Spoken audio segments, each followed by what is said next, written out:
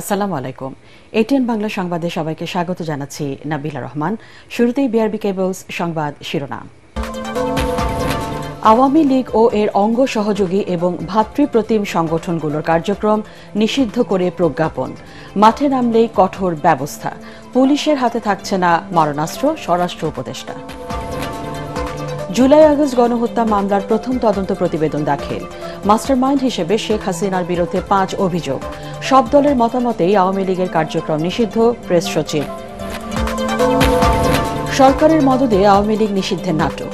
ফ্যাসিবাদী দলটির পুনর্বাসনের অভিযোগ বিএনপির ঘাড়ে চাপানোর চেষ্টা চলছে, অভিযোগ মির্জা আব্বাসের।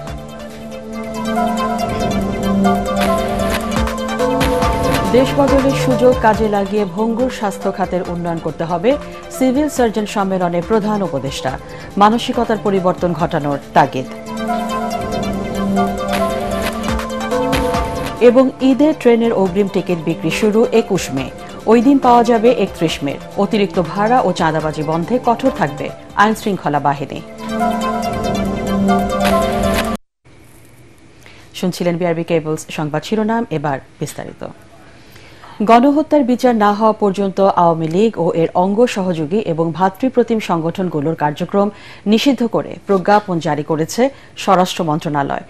দলটির নেতাকর্মীরা রাস্তায় নামলে কিংবা কোনো কর্মসূচি দিলে কঠোর ব্যবস্থা নেওয়া হবে বলে জানিয়েছেন স্বরাষ্ট্র উপদেষ্টা মোহাম্মদ জাহাঙ্গীর আলম।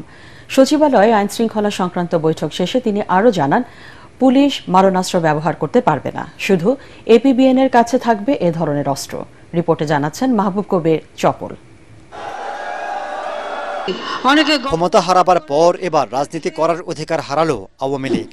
জুলাই আন্দোলনে প্রায় 1,500 মানুষকে হত্যার দায়ে তাদের সব ধরনের কার্যক্রমে নিষেধাজ্ঞা জারি করল সরকার। প্রজ্ঞাপনে বলা হয়েছে, গণহত্যার বিচার শেষ না হওয়া পর্যন্ত দলটি কোনো কর্মসূচি পালন করতে পারবে না।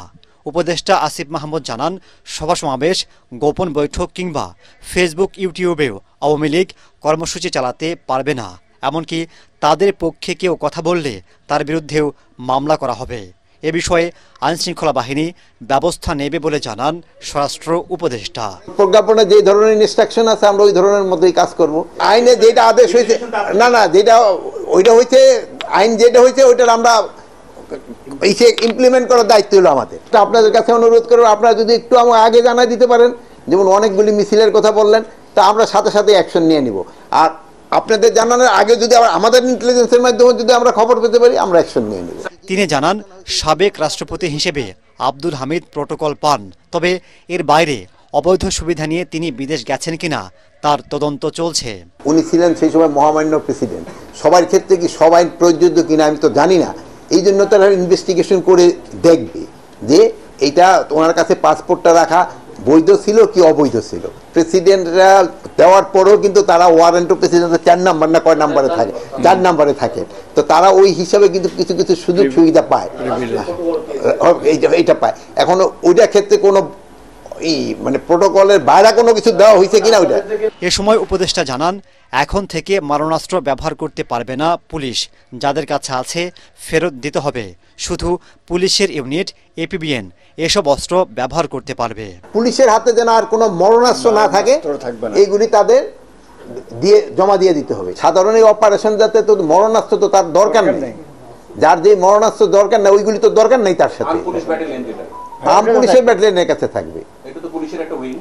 হ্যাঁ, কিন্তু ওই যে আপনি বলবেন যে ওই যে রাইফেলও থাকবে না, তা না, রাইফেল তো তার কাছে থাকবেই। র্যাব বিলুপ্ত করা হবে কিনা তার পুনর্মূল্যায়নে একটি কমিটি গঠন করা হয়েছে বলেও জানান স্বরাষ্ট্র উপদেষ্টা। র্যাব পুনর্গঠনের ব্যাপারে একজন উপদেষ্টার নেতৃত্বে একটা কমিটি করে দেওয়া হয়েছে। এবং মাহবুব কবির চপল, এটিএন বাংলা, ঢাকা। তো এটার ক্ষেত্রে আমি একটু আওয়ামী লীগ ও এর অঙ্গ সহযোগী এবং ভাতৃপ্রতিম সংগঠনগুলোর কার্যক্রম নিষিদ্ধে প্রজ্ঞাপন জারির খবরে শাহবাগে খিচুড়ি বিতরণ কর্মসূচি পালন করছে July revolutionary alliance, JR private university student alliance. জাতীয় জাদুঘরের সামনে এখন চলছে রান্না বান্নার কাজ। ভোটের বদলা ভুনা খিচুড়ির ব্যানারে এই আয়োজন করে শিক্ষার্থীরা। এ সময় তারা বলেন, কেবল কার্যক্রম হিসেবে নিষিদ্ধ নয়, দল হিসেবেও নিষিদ্ধ করতে হবে আওয়ামী লীগকে। এ থেকে শিক্ষা নিয়ে আর কোনো দল যেন ফ্যাসিস্ট হয়ে উঠতে না পারে তারও তাগিদ দেন তারা।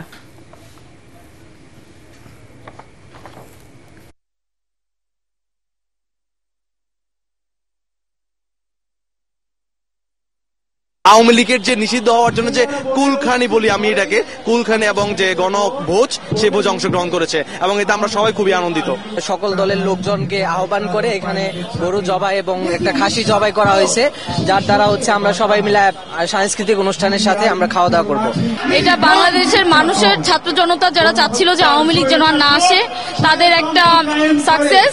আনন্দ উদযাপন প্রোগ্রাম করছি, যেহেতু দীর্ঘ 17 বছর অন্যায় অত্যাচার নিপীড়নের পরে আওয়ামী লীগের কার্যকলাপ গতদিন ফাইনালি নিষিদ্ধ হলো এবং আজকে প্রজ্ঞাপন জারি হলো, এবং আমরা অদূর ভবিষ্যতে আমরা আশা করছি যে আওয়ামী লীগের সকলের সুষ্ঠু বিচার নিশ্চিত করা হবে।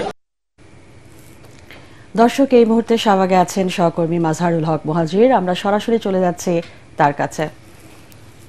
মুহাজির, শিক্ষার্থীরা আনন্দ উদযাপনের পাশাপাশি আর কি দাবি জানাচ্ছেন, বিস্তারিত জানাবেন।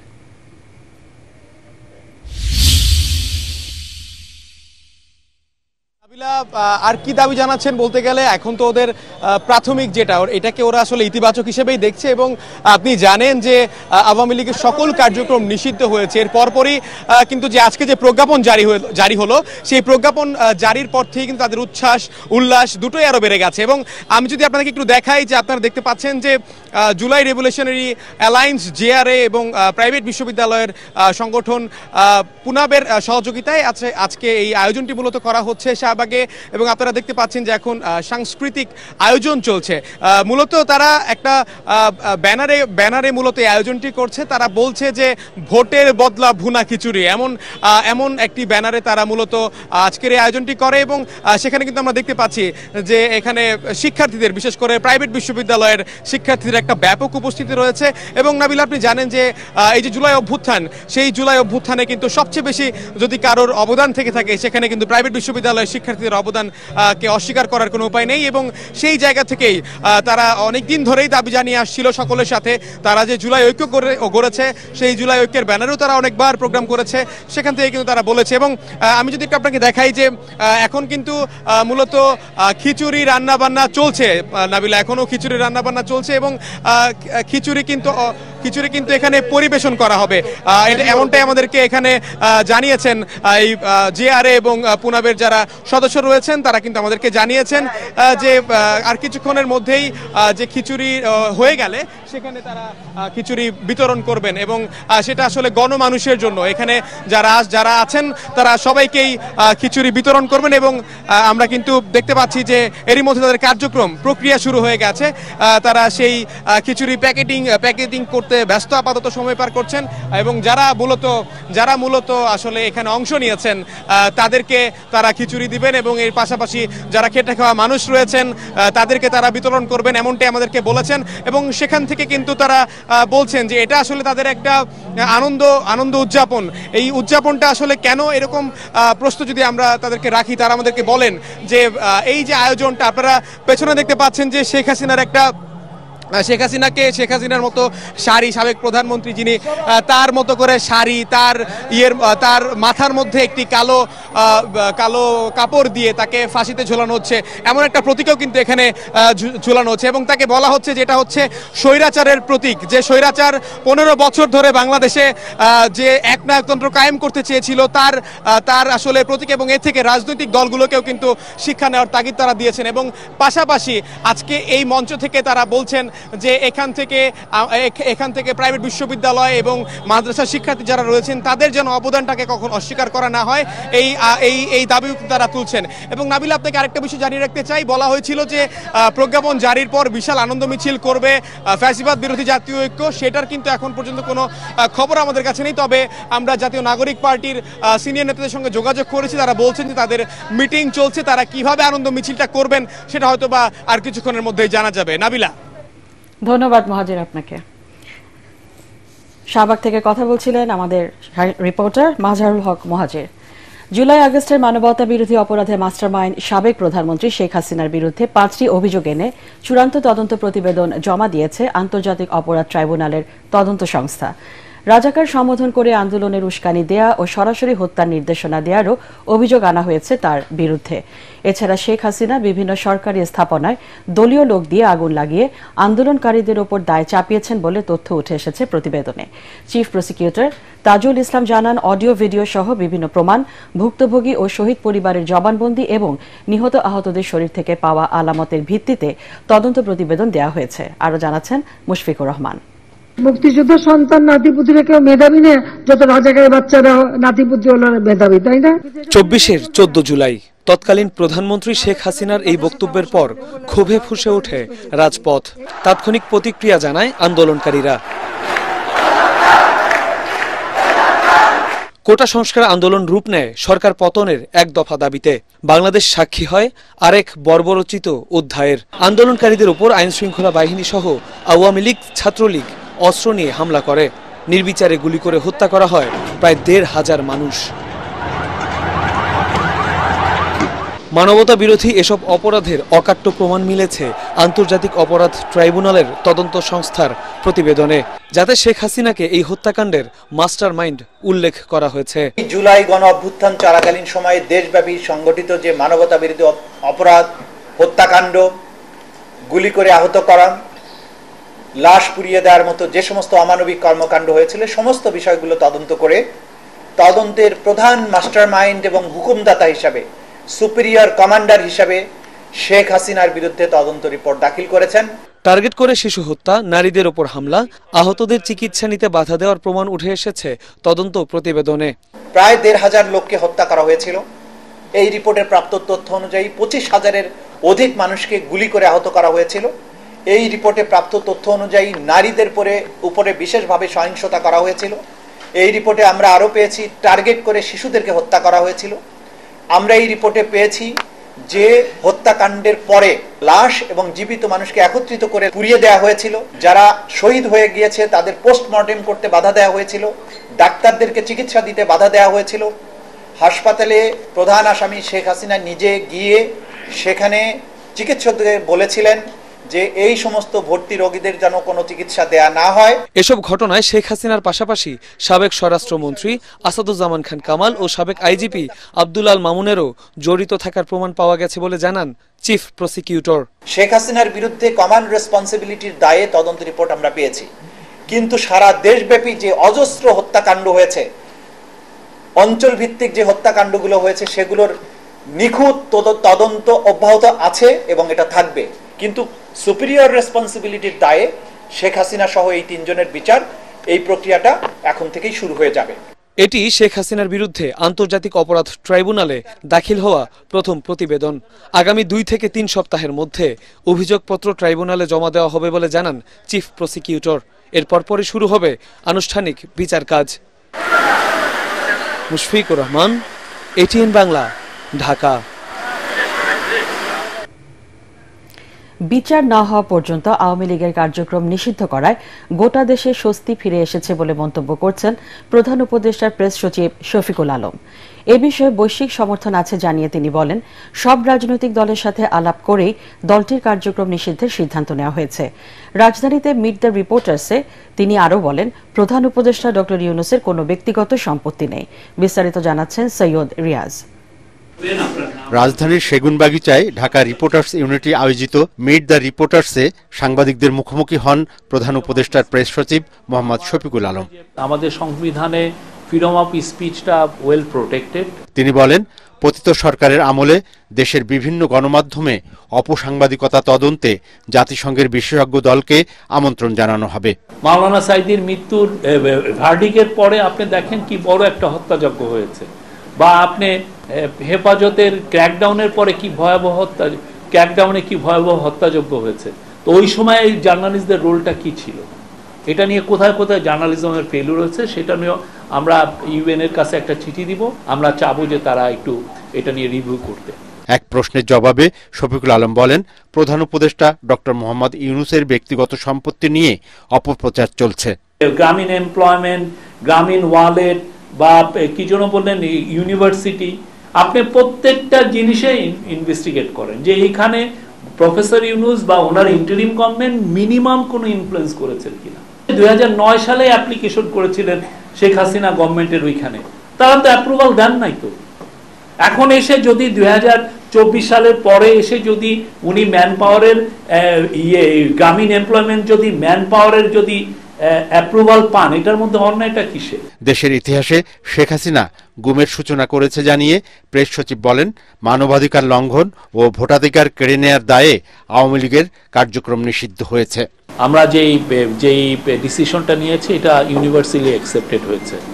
হ্যাঁ, দু একজন ছোটখাটো দু একটা প্রোটেস্ট হতে পারে, বাট সমস্ত বড় বড় দলগুলো সবার যে ডিসিশনটা এসছে এটা ইউনিভার্সালি অ্যাকসেপ্টেড হয়েছে। ভারতে বাংলাদেশের 7টি টিভি চ্যানেল বন্ধ করাকে ন্যাক্কারজনক দাবি করে শফিকুল আলম বলেন, সত্য প্রচার না করে তামাশা বিক্রি করে তাদের টেলিভিশন। সৈয়দ রিয়াজ, এটিএন বাংলা, ঢাকা। সরকারের মদদে আওয়ামী লীগ নিষিদ্ধের আড়ালে দেশে সাজানো নাটক চলছে বলে দাবি করেছেন বিএনপির স্থায়ী কমিটির সদস্য মির্জা আব্বাস। জাতীয় প্রেস ক্লাবে এক অনুষ্ঠানে তিনি বলেন, যারা আওয়ামী লীগের পুনর্বাসন নিয়ে বিএনপির বিরুদ্ধে অভিযোগ করছে তারা দলকে নিশ্চিহ্ন করার চক্রান্ত করছে। কার উদ্দেশ্য বাস্তবায়নে সরকার মানবিক করিডোর দেওয়ার পায়তারা করছে, এ প্রশ্ন রাখেন মির্জা আব্বাস। কামরুজ্জামান রাজীবের রিপোর্ট। সাবেক সংসদ সদস্য প্রয়াত বিএনপি নেতা নাসির উদ্দিন পিন্টুর স্মরণ সভায় অংশ নেন বিএনপির স্থায়ী কমিটির সদস্য মির্জা আব্বাস সহ দলের সিনিয়র নেতারা। বলেন, পিন্টুর মতো হাজারো নেতাকর্মীর আত্মত্যাগের মধ্য দিয়েই আজকের জনপ্রিয় দল বিএনপি। বক্তব্য রাখতে গিয়ে মির্জা আব্বাস অভিযোগ করেন, বিএনপি আওয়ামী লীগ নিষিদ্ধের বিরোধিতা না করলেও একটি অজনপ্রিয় দল শুধু রাজনৈতিক উদ্দেশ্যে বিএনপিকে হেয় করার ষড়যন্ত্রে লিপ্ত হয়েছে। আওয়ামী লীগ নিষিদ্ধের দাবিতে শাহবাগের লাগাতার আন্দোলনকে নাটক বলে আখ্যা দেন তিনি। 622 জন আওয়ামী লীগের লোক পার হয়ে গেল, এই সরকার বলে আমরা কিছু জানি না, আরো জানে কি কি ঘটতেছে। নইলে শাহবাগের এই নাটক কেন হঠাৎ করে? শাহবাগের এই এলাকাতে, এই সমস্ত এলাকাতে মিছিল মিটিং করা যাবে না, সেখানে সরকারের পৃষ্ঠপোষকতায় সরকারের দল এনসিপির লোকেরা ওখানে মিছিল মিটিং করে কিভাবে? খুব চেষ্টা করতে চালানোর জন্য বিএনপি নাকি আওয়ামী লীগকে কি করতে চায়, পুনর্বাসিত করতে চায়। যারা বিএনপিকে জেলাস করে, অর্থাৎ দেখতে পারে না, পছন্দ করে না, যাদের অজনপ্রিয় একটি দল, এরা গোষ্ঠী, এরা বিএনপিকে কালার করার চেষ্টা করতেছে। প্রশাসনে বিএনপি সমর্থকদের নিধন করে আওয়ামী জামায়াতপন্থীদের স্থলাভিষিক্ত করা হচ্ছে বলেও অভিযোগ করেন বিএনপির স্থায়ী কমিটির এই সদস্য। জনস্বার্থ বিরোধী মানবিক করিডোর দেওয়ার বিরুদ্ধে বিএনপি ছাড়া অন্য কেউ কথা বলছে না উল্লেখ করে মির্জা আব্বাস প্রশ্ন রাখেন, কার স্বার্থে এই করিডোর? এই সরকার, এই মুহূর্তে আমি এই সরকারকে আমি আমার কথা বলছি, নিরপেক্ষ ভাবতে আমি পারছি না। তারা কোনো উদ্দেশ্য পারপাস সার্ভ করতেছে এই সরকার, অন্য কেউ কিন্তু এই করিডোর নিয়ে কোনো কথা বলছে না। কেন ভাই, কি কারণে? জামাত ইসলাম কথা বলে না কেন? অন্যান্য যে বিভিন্ন পীর সাহেবেরা আছেন, ওনারা কথা বলেন না কেন? আবার বিএনপির বিরুদ্ধে কথা বলার সময় এক হয়ে যান, এটা কেমন কথা হলো? অর্থাৎ বিএনপিকে শেষ করতে পারলেই বাংলাদেশটাকে লুটে পুটে আবারও খাওয়া যাবে আওয়ামী লীগের মতো। এদিকে জাতীয় প্রেস ক্লাবে আরেক অনুষ্ঠানে বিএনপির সিনিয়র যুগ্ম মহাসচিব রুহুল কবির রিজভী বলেন, আবেগ দিয়ে নয়, সিদ্ধান্ত নেয়ার ক্ষেত্রে অন্তর্বর্তী সরকারকে নিরপেক্ষ হতে হবে। একটা দৃষ্টান্ত স্থাপন করেন, পরবর্তী নির্বাচিত সরকার কেউ এখান থেকে ফিরে আসবে না। কামরুজ্জামান রাজীব, এটিএন বাংলা, ঢাকা। সরকারের গেজেট প্রকাশের পর আওয়ামী লীগের নিবন্ধন বাতিলে নির্বাচন কমিশনে বৈঠক চলছে।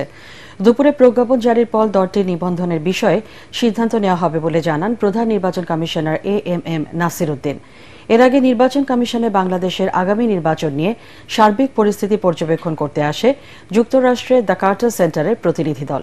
এ বিষয়ে সিইসি বলেন, বিদেশি সংস্থাগুলোর আস্থা আছে ইসির ওপর, বাংলাদেশে নির্বাচন পর্যবেক্ষণ করতে চায় তারা।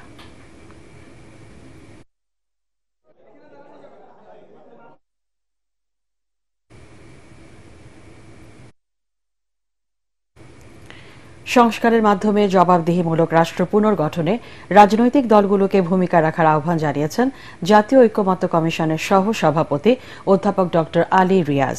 সকালে জাতীয় সংসদ ভবনের এলডি হলে গণতান্ত্রিক বাম ঐক্যের সাথে সংলাপ শুরুর আগে সূচনা বক্তব্যে তিনি আরও বলেন, 53 বছর ধরে গণতান্ত্রিক রাষ্ট্র তৈরির আকাঙ্ক্ষা বারবার ব্যর্থ হয়েছে। ২৪-এর গণ অভ্যুত্থানের পর সেই আকাঙ্ক্ষা বাস্তবায়নে সবাইকে সম্মিলিত প্রচেষ্টা ধরে রাখতে হবে। জবাবদিহিমূলক রাষ্ট্র গঠনের এটাই সুযোগ।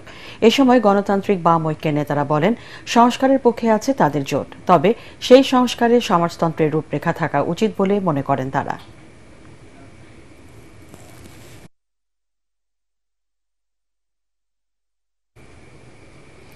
দেশে যে পরিবর্তন এসেছে তা আর হাজার বছরেও আসবে না মন্তব্য করে প্রধান উপদেষ্টা ডক্টর মোহাম্মদ ইউনূস বলেছেন, এই সুযোগ কাজে লাগিয়ে স্বাস্থ্য খাতের উন্নয়ন করতে হবে। সিভিল সার্জন সম্মেলনে তিনি বলেন, ভঙ্গুর স্বাস্থ্য ব্যবস্থার পরিবর্তনে কেবল মানসিকতার পরিবর্তন ঘটালে 25% উন্নয়ন সম্ভব। আরও জানাচ্ছেন ইয়াসিন রানা। এমন কিছুর কথা দেশে প্রথমবারের মতো আয়োজন করা হলো সিভিল সার্জন সম্মেলন। রাজধানীর তেজগাঁয়ে প্রধান উপদেষ্টার কার্যালয়ে 2 দিনব্যাপী এই সম্মেলনের উদ্বোধন করেন প্রধান উপদেষ্টা ডক্টর মোহাম্মদ ইউনূস। স্বাস্থ্য খাতের সংস্কার নিয়ে জেলা পর্যায়ের শীর্ষ কর্মকর্তাদের কাছে চ্যালেঞ্জ ও করণীয় সম্পর্কে দিক নির্দেশনা দেন তিনি। ডক্টর ইউনূস বলেন, স্বাস্থ্য ব্যবস্থার চলমান বেহাল দশার মধ্যেও সেবার কাজ চালিয়ে যেতে হবে। মন মানসিকতা পরিবর্তন করে সিভিল সার্জনদের সেবা প্রদানের নির্দেশ দেন প্রধান উপদেষ্টা। সমস্ত অভাব এবং ঘাটতির মধ্যেই আমরা ইচ্ছেতে ভালো করব। আমি একদম নিশ্চিতভাবে বলতে পারি স্বাস্থ্যসেবা 25% ভালো হয়ে যাবে। শুধু এইটুকু চিন্তা করে আমরা ইচ্ছেতে ভালো করব, এর মধ্যেই করব। আর এর থেকে সুযোগ যদি একটু বেশি হয়, অন্যান্য জিনিস যেগুলো বলেছে আরো নিয়োগ করা হবে, আরো পদ সৃষ্টি করা হবে, এগুলো পরে হোক, কিন্তু যেভাবে আছে এইভাবে যদি আমরা করতে চাই, তাতে শুধু মন ঠিক করা যে আমি করব, অন্য কে কি করলো না করলো দিকে তাকাবো না, আমি আমারটা ঠিকমতো করবো। গণ অভ্যুত্থানের মাধ্যমে দেশে যে পরিবর্তন এসেছে তা কাজে লাগিয়ে স্বাস্থ্য খাতের পরিবর্তন করতে সিভিল সার্জনদের প্রতি আহ্বান জানান ডক্টর ইউনূস। সে পরিবর্তনটুকু যে আমাদের জিম্মায় হচ্ছে, এই জিম্মাটা বদকার, কেউ এটা নির্দেশ দিয়ে কাউকে করাতে পারবে না। এবং আপনি সেটা না করলে ওই মেয়াদ শেষ। পরে যারা আসবে তারা ওরা তো করে গেছে, এগুলো এইভাবে করেছে, আমরা এভাবে করছি। আমরা কিন্তু বলতে পারছি না ওরা ওইভাবে করে গেছে, আমরা এভাবে করছি। ওদের যুগ শেষ, এটা আমাদের যুগ। এটা 1000 বছরের পরিবর্তন।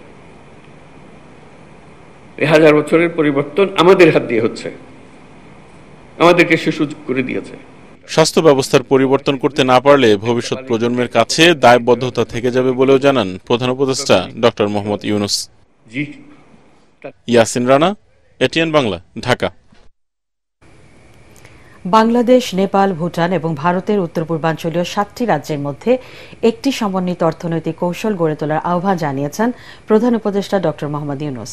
নেপালের ডেপুটি স্পিকার ইন্দিরা রানার সাথে সৌজন্য সাক্ষাতে প্রধান উপদেষ্টা এই আহ্বান জানান। তিনি বলেন, নেপালের সাথে সরাসরি সড়ক যোগাযোগ উন্নত করলে বাণিজ্য খরচ কমে আসবে এবং পণ্য পরিবহন সহজ হবে। এ সময় জলবিদ্যুৎ আরও বাড়ানো হবে বলেও জানান তিনি।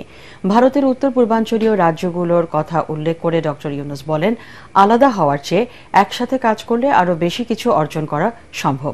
এ সময় ডেপুটি স্পিকার ইন্দিরা রানা বলেন, দ্বিপাক্ষিক সম্পর্ক আরও গভীর করার ব্যাপারে নেপাল আগ্রহী।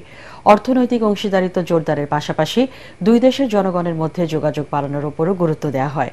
বৈঠকে নেপাল ও ভুটানের রোগীদের জন্য রংপুরের 1000 শয্যার হাসপাতাল উন্মুক্ত থাকবে বলে উল্লেখ করেন ডক্টর ইউনূস। 21 মে থেকে শুরু হবে ট্রেনের অগ্রিম টিকিট বিক্রি। ওই দিন দেওয়া হবে 31 মে টিকিট। অনলাইনে সকাল 8টা থেকে দেওয়া হবে পশ্চিমাঞ্চলের টিকিট, আর দুপুরে 2টা থেকে পূর্বাঞ্চলের। এবার 5 জোড়া স্পেশাল ট্রেন চলবে বলে জানান সড়ক ও রেল উপদেষ্টা। তিনি জানান, সড়কে ঈদযাত্রা নির্বিঘ্ন করতে সব ধরনের প্রস্তুতি নেওয়া হয়েছে। অতিরিক্ত ভাড়া আদায় ও চাঁদাবাজি বন্ধে কঠোর থাকবে আইনশৃঙ্খলা বাহিনী। মাহবুব কবির চপলের আরেকটি রিপোর্ট। অন্তর্বর্তী সরকারের প্রথম ঈদ যাত্রা ছিল স্বস্তিদায়ক। ঢাকা ছাড়েন প্রায় 1.5 কোটি মানুষ। এবার ঈদেও 10 দিন ছুটি ঘোষণা করেছে সরকার। ঈদ উপলক্ষে ট্রেনের অগ্রিম টিকিট বিক্রি শুরু হবে 21 মে থেকে। দেয়া হবে 31 মের টিকিট। 27 মে পর্যন্ত দেয়া হবে 6 জুনের টিকিট। এবারও সব টিকিট বিক্রি করা হবে অনলাইনে। সকাল 8টা থেকে পশ্চিমাঞ্চলের আর দুপুর 2টা থেকে পূর্বাঞ্চলের টিকিট বিক্রি করা হবে। প্রথমবারের মতো কোরবানির পশু পরিবহনে 3টি বিশেষ ট্রেন চলবে। রেলের জন্য 44টা কোচ অতিরিক্ত যুক্ত হবে, 5 জনের স্পেশাল ট্রেন চলবে এবং শুধুমাত্র কোরবানির পশু পরিবহনের জন্য 3টা ক্যাটেল স্পেশাল ট্রেন চালু হবে এবং এই ভিজিলেন্স টিম এবং মোবাইল কোর্ট অব্যাহত থাকবে। সড়ক পথে ঈদযাত্রা নির্বিঘ্ন করতে সংশ্লিষ্টদের নির্দেশ দেন উপদেষ্টা। জানান, মহাসড়কে কোনো পশুর হাট বসবে না। অতিরিক্ত ভাড়া আদায় ও চাঁদাবাজি বন্ধে কঠোর হুঁশিয়ারি দেন তিনি। যে কোনো ধরনের অনিয়ম কিংবা চাঁদাবাজি কিংবা যে কোনো ধরনের অভিযোগ আপনারা সংশ্লিষ্ট কর্তৃপক্ষকে দেবেন। আমাদের সকল সংশ্লিষ্ট কর্তৃপক্ষকে নির্দেশনা দেওয়া আছে, পুলিশ থেকে শুরু করে আইন শৃঙ্খলা বাহিনী সবাইকে নির্দেশনা দেওয়া আছে যাতে করে এগুলোর ক্ষেত্রে কুইক রেসপন্সটা দেওয়া যায়। নৌপথে বৈশাখী ঝড় মাথায় রেখে ঈদযাত্রা নিরাপদ করতে সব ধরনের ব্যবস্থা নেওয়া হয়েছে বলে জানান উপদেষ্টা। মাহবুব কবির চপল, এটিএন বাংলা, ঢাকা।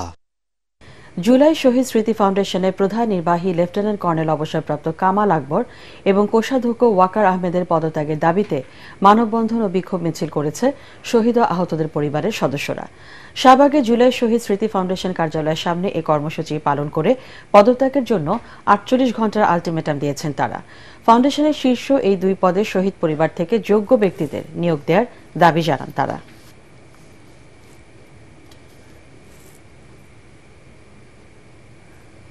আগামী ডিসেম্বরে চালু হতে যাচ্ছে হযরত শাহজালাল আন্তর্জাতিক বিমানবন্দরের 3rd টার্মিনাল।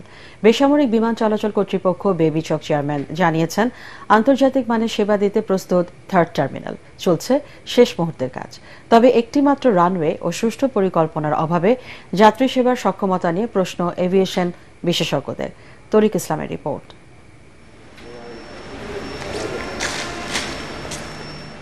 দৃষ্টিনন্দন ও আধুনিক কারুকাজের ছোঁয়ায় নির্মিত হযরত শাহজালাল আন্তর্জাতিক বিমানবন্দরের 3rd টার্মিনাল। চারিদিকে শুধু অত্যাধুনিক প্রযুক্তির যন্ত্রপাতি। চলছে শেষ মুহূর্তের কমিশনিং ও ধোয়া মোছার কাজ, যেখানে চলতি বছরের শেষ নাগাদ পুরোদমে 3rd টার্মিনালে যাত্রী সেবা দিতে চায় সিভিল এভিয়েশন।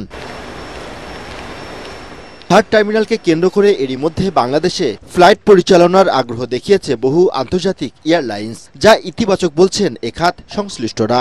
এটাতে অনেকগুলো এয়ারলাইন্স নতুন করে ফ্লাইট অপারেশনের পরিকল্পনা সাজাচ্ছে, নতুন নতুন এয়ারলাইন্স বাংলাদেশে অপারেশনে শুরু করার পরিকল্পনা করছে, কিংবা পুরাতন যেসব এয়ারলাইন্সগুলো আছে তাদের ফ্রিকোয়েন্সি বাড়ানোর জন্য তারা চিন্তা ভাবনা করছে। 3rd টার্মিনাল ওপেনের সাথে আমরা আশা করছি যে আরও এয়ারলাইন্স বাংলাদেশে অপারেট করবে। এতে করে যারা ধরেন যে সকল এয়ারলাইন্স মনোপলি বিজনেস করছে, তো এখানে আরো কম্পিটিটিভ একটা এনভায়রনমেন্ট ক্রিয়েট হবে। তবে এভিয়েশন বিশেষজ্ঞরা বলছেন, সুষ্ঠু পরিকল্পনার অভাবে ব্যাহত হতে পারে 3rd টার্মিনালের সক্ষমতা। বেশি প্লেন আসবে, সেটার জন্য কি আমরা একটা প্যারালাল রানওয়ে করছি? এখন একটা দুর্ঘটনা ঘটলে 6 ঘন্টা এয়ারপোর্ট বন্ধ থাকে। আমাদের রানওয়ের ক্যাটাগরি 1 অপারেশন, যেখানে পাশের দেশ কলকাতাতে ক্যাটাগরি 3 অপারেশন, 0 ভিজিবিলিটি ল্যান্ড করতে পারে। প্যারালাল ট্যাক্সি এখনো সম্পূর্ণ হয়নি। এবং এই যে একটা বিরাট একটা খরচ করা, 23,000 কোটি টাকা খরচ করা হলো, এই খরচের টাকাটা আমি কিভাবে উঠাবো? এটা তো উঠবে না। তো আমাকে বাধ্য হয়ে কিন্তু আমাকে নতুন প্যাসেঞ্জার আনতে হবে, নতুন এয়ারক্রাফট আসতে হবে, আমাকে এয়ারক্রাফটের সংখ্যা বাড়তে হবে। সেই দিকটার দৃষ্টিপাতটা আমার মনে হয় ঠিক মতো দেওয়া হয় নাই। বেসরকারি বিমান চলাচল কর্তৃপক্ষ বেবি চক চেয়ারম্যান জানান, আন্তর্জাতিক মানের সেবা নিশ্চিতে চলছে শেষ মুহূর্তের প্রস্তুতি। পৃথিবীর অনেক এয়ারপোর্ট কিন্তু অপারেশন করার পর শাটডাউন করতে বাধ্য হয়েছে। একটা সার্টেন পয়েন্ট অফ টাইম আমাদের কাছে এক্সাম্পল আছে বড় বড় দেশের বড় বড় জায়গায়। সেগুলো সব মাথায় নিয়ে আমরা চেষ্টা করছি যে একবারে অপারেশন করে আমরা কাজটা শুরু করতে পারি। বাট এই বছরের ভিতরে একটা শেষ করার একটা টার্গেট আমার অবশ্যই রয়েছে। 2019 সালে শুরু হয় হযরত শাহজালাল আন্তর্জাতিক বিমানবন্দরে 3rd টার্মিনালের নির্মাণ কাজ। বর্তমানে এই বিমানবন্দর থেকে আন্তর্জাতিক রুটে ফ্লাইট পরিচালনা করছে 38টি এয়ারলাইন্স। 21,000 কোটি টাকা ব্যয় নির্মিত হযরত শাহজালাল আন্তর্জাতিক বিমানবন্দরের 3rd টার্মিনাল। চলছে শেষ মুহূর্তের প্রস্তুতি।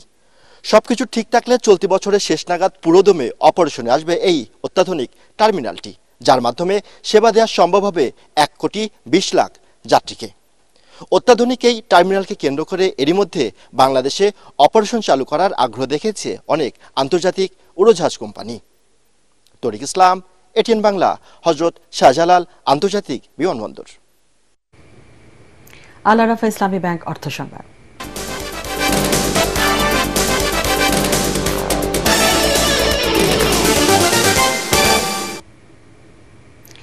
গত 7 মে পর্যন্ত এক অর্থ বছরে রেকর্ড $25.27 বিলিয়ন প্রবাসী আয় দেশে এসেছে, যা এ যাবৎকালের সর্বোচ্চ। এর আগে 2020-21 অর্থ বছরে সর্বোচ্চ প্রবাসী আয় $24.77 বিলিয়ন আসে বলে বাংলাদেশ ব্যাংকের হালনাগাদ তথ্যে জানানো হয়। এদিকে কেন্দ্রীয় ব্যাংক জানিয়েছে চলতি অর্থ বছরের 7 মে পর্যন্ত $2,527 কোটি 30 লাখ রেমিটেন্স পাঠিয়েছেন প্রবাসীরা। গত অর্থ বছরের একই সময় এর পরিমাণ ছিল 1,972 কোটি। বছরের ব্যবধানে প্রবাসী আয় বেড়েছে 28.20%। এবার আন্তর্জাতিক সংবাদ।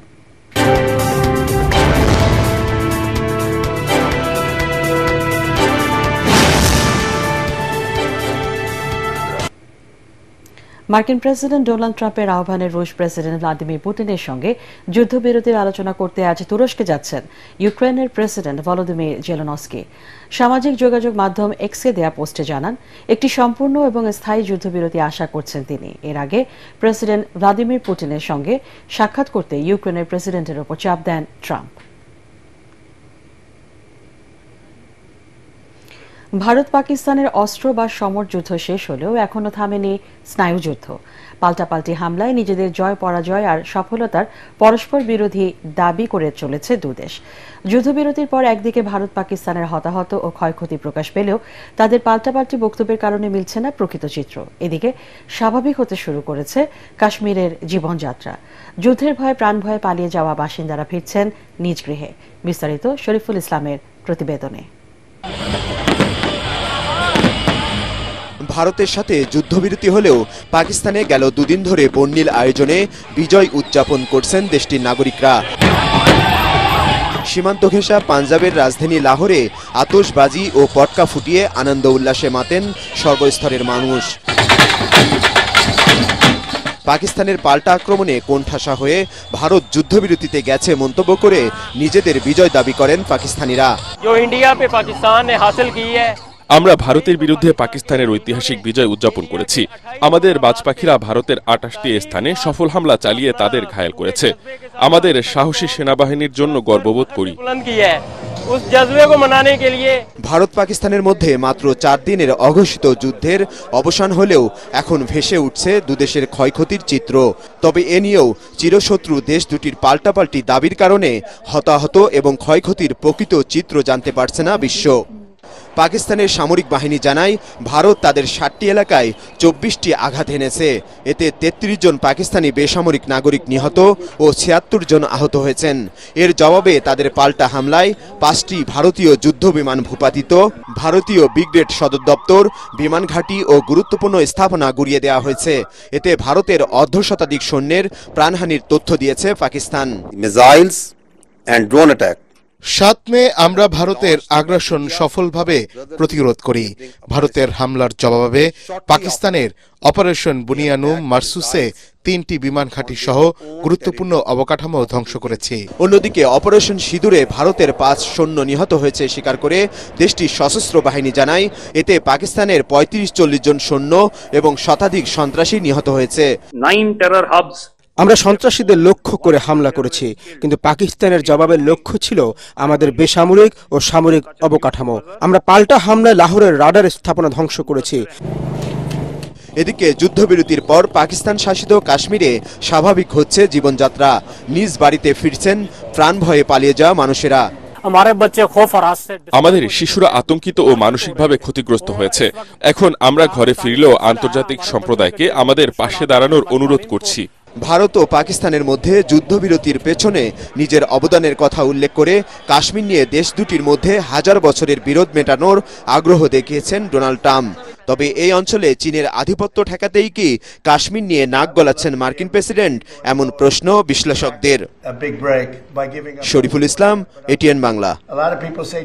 এবার খেলার খবর।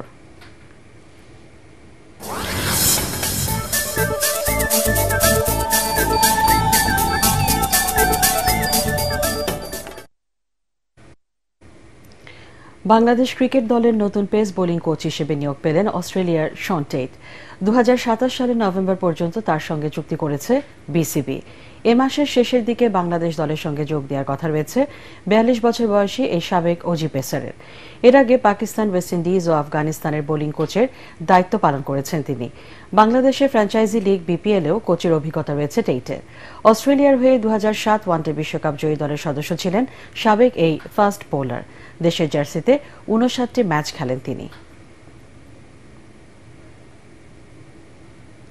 শেষ করার আগে বিআরবি কেবলস সংবাদ শিরোনাম জানিয়ে দিচ্ছি আরেকবার। আওয়ামী লীগ ও এর অঙ্গ সহযোগী এবং ভাতৃপ্রতিম সংগঠনগুলোর কার্যক্রম নিষিদ্ধ করে গেজেট প্রকাশ। মাঠে নামলেই কঠোর ব্যবস্থা। পুলিশের হাতে থাকছে না মারণাস্ত্র, স্বরাষ্ট্র উপদেষ্টা। জুলাই আগস্ট গণহত্যা মামলার প্রথম তদন্ত প্রতিবেদন দাখিল। মাস্টার মাইন্ড হিসেবে শেখ হাসিনার বিরুদ্ধে ৫ অভিযোগ। সব দলের মতামতেই আওয়ামী লীগের কার্যক্রম নিষিদ্ধ, প্রেস সচিব। সরকারের মদদে আওয়ামী লীগ নিষিদ্ধের নাটক। ফ্যাসিবাদী দলটির পুনর্বাসনের অভিযোগ বিএনপির ঘাড়ে চাপানোর চেষ্টা চলছে, অভিযোগ মির্জা আব্বাস।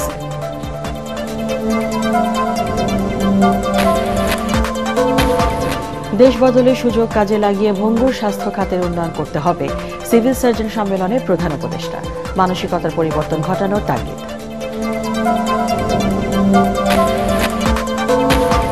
এবং ঈদের ট্রেনের অগ্রিম টিকিট বিক্রি শুরু ২১ মে, ওই দিন পাওয়া যাবে ৩১ মে। অতিরিক্ত ভাড়া ও চাঁদাবাজি বন্ধে কঠোর থাকবে আইন শৃঙ্খলা বাহিনী।